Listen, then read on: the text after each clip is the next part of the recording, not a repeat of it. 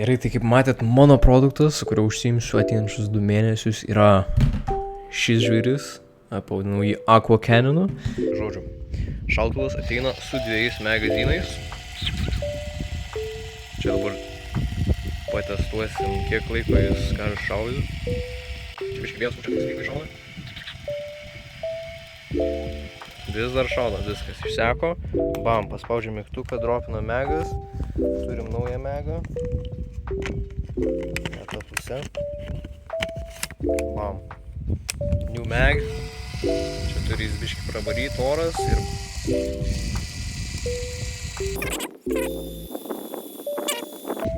Pala, what the hell.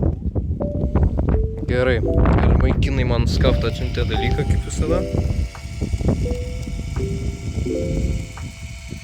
Arba jis biškai užbėgęs yra, nes man kišenį šlapia. Nu, bet vis dar šauna.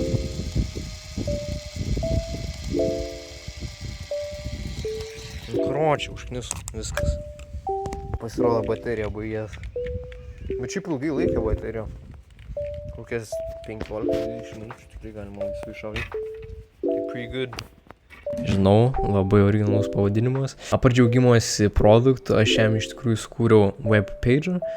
Tai buvo mano pirmas kartas kuriant parduotuvę ant Shopify. Labai didelis užsiknisimas iš tikrųjų buvo, arba bent jau įsivaizdavau, kad bus sukurti patį dizainą, surasti supplierius and so on and so forth.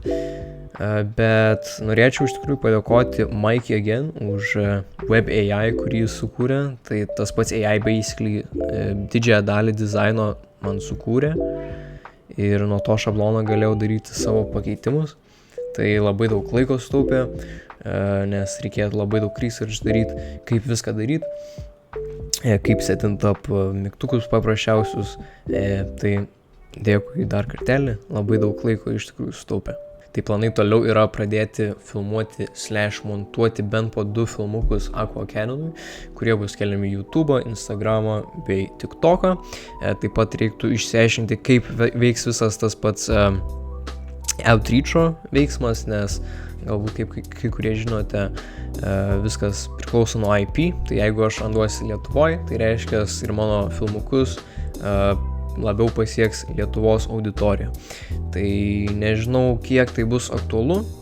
Aš įsivaizduoju, kad labai aktualu iš tikrųjų, bet jeigu pasiseks daug peržiūrų gauti, turėtų pats video būti išstumtas į globalesnę tokią kaip rinką, galima sakyti, arba outreach'as bus tiesiog didesnis. Dėl langų iš tikrųjų vėlgi nieks neskambino. Tokie jau mes darbštus lietuviai esam, visus darbus tiesiog mėgstam patys pasidaryti. Tai neužsimius per daug, labai daug salesai nedarėm, plus dar nespėjau, / nelabai norėjau į patį Facebooką kelti skelbimų. Tai kada bus laisvesnio laiko, pabandysiu įkelt postus reklaminius, kad užsiemu tą veiklą.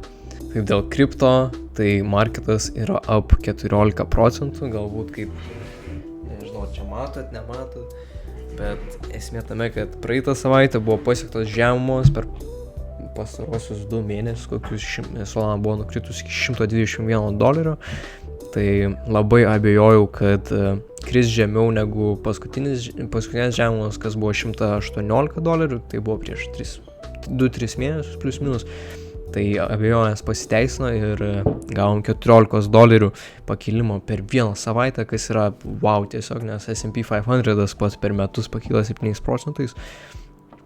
Tai marginai, kuriais pakėlėm, yra tikrai labai stulbinantis. Tai reiškia, kad grįžome į pradinę padėtį,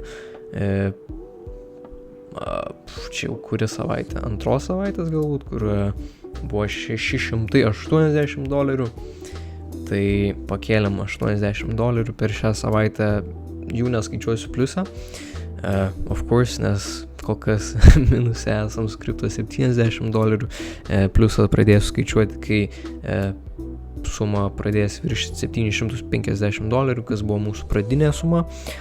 Tai give it time, turėtų, neturėtų, nesu dar kažkoks Van Gogas kripto, bet aš įsivaizduočiau, kad įmanoma padaryti dar bent jau 7% per ateinančią savaitę, nes, kai kas kalba, kad tai yra kaip kazino, bet jeigu pats kripto būtų kaip kažkokios lažybos, tai tada sakyčiau kaip pokeris labiausiai, nes vėlgi, kripto yra valdomas žmonių emocijų, jeigu žmonės bijo, jie pardavinės, kripto marketas kris, tai again, don't play the game, play the man. Tai toks dalykas yra su kripto, pakankamai nuspėjama, bet ne tokiais dydžiais kaip akcijos įmonių, tarkim, ar, whatever, realiai. Bet jo, overall pasitaikė tokia nefaina savaitė, man per tokius orus labai nepatinka dirbti, 32 laipsniai yra tiesiog, nežinau, aš ledas esu, aš tirpstu baisiai, tai tokia šūda nuvaryta savaitė, aš sakyčiau, netgi nedaug ką pavyko nuveikti, bet kita savaitė jau atrodo kur kas vėsesnė, tai galiu tikėtis didesnių žingsnių su pačiu dropshippingu, apie ką aš esu labai hyped, galbūt vienam timelapse matėt mano chatus Discord'e, tai užvedinėjau Hebra, davai varykit, jo, vėliau parodysiu jų produktus, ką jie veikia, yra 2 žmonės, mano kolegos, su kuriais pasidalinom 3 produktus, tai kiekvienas gavo po 1 produktą, tai aš pasiėmiau šitą, nes pats jį radau, radau, man jį iš karto ant AliExpress'ą išmetė realiai, bet, nežinau, turėtų šiaip visai neblogai paeiti, gal kokį 1000-2000 pavyks iš šito storo užsidirbti ir kur kas solidžiau atrodys mūsų pamatas tų 10 000. Na ir vėlgi noriu padėkoti už jūsų dėmesį, už jūsų laiką, noriu palinkėti nuostabios savaitės ateinančios ir iki kito karto.